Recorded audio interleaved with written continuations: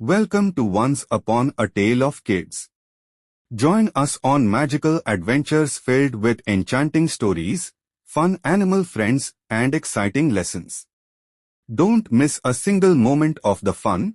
Hit the subscribe button and be part of our storytime journey. Let the tales begin. The story begins in a peaceful pond where a little frog named Frodo lives. Frodo is curious, playful, and always dreaming of grand adventures beyond the pond.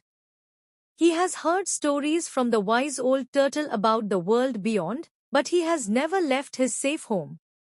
One sunny day, Frodo decides it's time to leave the pond and explore, even though he's nervous about the unknown.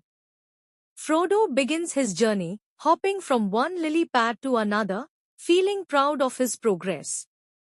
Along the way, he meets a family of ants who are busy working together to gather food. Frodo offers to help but quickly gets frustrated because he isn't used to their hard work and teamwork.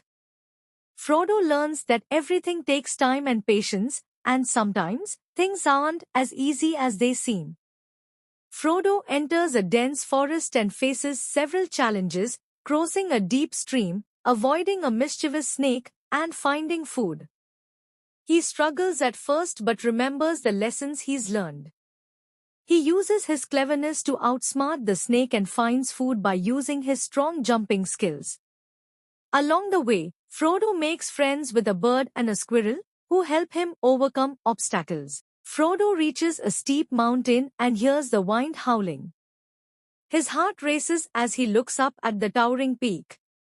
Feeling scared, Frodo almost turns back, but he remembers all the lessons from his adventure so far. With a deep breath, he starts climbing. On his journey up, he meets a wise owl who teaches him that fear is a natural part of life, but it can be conquered with courage and determination.